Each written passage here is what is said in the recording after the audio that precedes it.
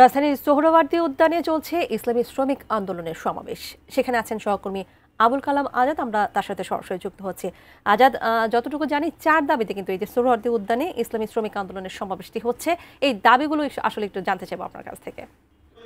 ইসলামী শ্রমিক এটি মূলত চরমোনাই পীরের যে সংগঠনটি রয়েছে ইসলামী আন্দোলন বাংলাদেশ, তারই একটি সহযোগী সংগঠন, যারা হাত পাখা প্রতীক নিয়ে বাংলাদেশে নির্বাচন করে আসছেন এবং ইসলামী রাজনৈতিক দলগুলোর মধ্যে এটি একটি রাজনৈতিক দল যেটির আমির হিসেবে মুফতি রেজাউল করিম এবং নায়েবে আমির হিসেবে রয়েছেন মুফতি ফয়জুল করিম।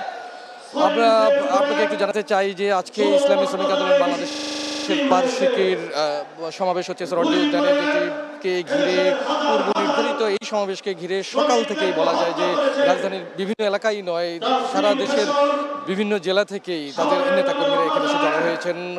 মঞ্চের সামনে যে আসনগুলো রয়েছে এগুলোতে সভাপতি সম্পাদকদের জন্য বরাদ্দ করা আছে। সেই হিসেবে বলাই যায় যে বিভিন্ন জেলার তাদের যে নেতারা রয়েছেন তারাও এখানে এসেছেন। বৈরী আবহাওয়া, ভারী বৃষ্টি, এই সব কিছুর মধ্যেই মূলত আজকের এই সম্মেলনটি চলছে এবং এই সম্মেলনকে সফল করবার জন্য আন্তরিকতার কোনো কমতি নেই। তাই তারা চেষ্টা করে যাচ্ছে যে নির্বাচনের আগে এটি শুধু কেবল তাদের রাজনৈতিক দলের বা ইসলামী শ্রমিক আন্দোলন বাংলাদেশ যে দলটি রয়েছে এই দলের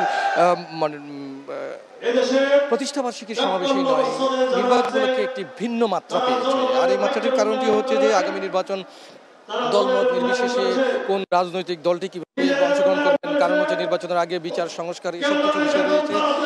সব বিষয় মিলিয়ে আসলে এই হাত পাকা প্রতীকের মার্কাকে ঘিরে এই রাজনৈতিক দলটি ইসলামী আন্দোলন বাংলাদেশ সংগঠন তারা কি ধরনের কোনো জোটে যাবেন কিনা সব মিলে মোটামুটি আজকে একটি বার্তা পাওয়া যাবে। এখনো পর্যন্ত প্রধান অতিথি সম্মেলনস্থলে এসে উপস্থিত হননি, তবে তাদের নেতা কর্মীরা অনেকেই এখনকার মতো এই ছিল।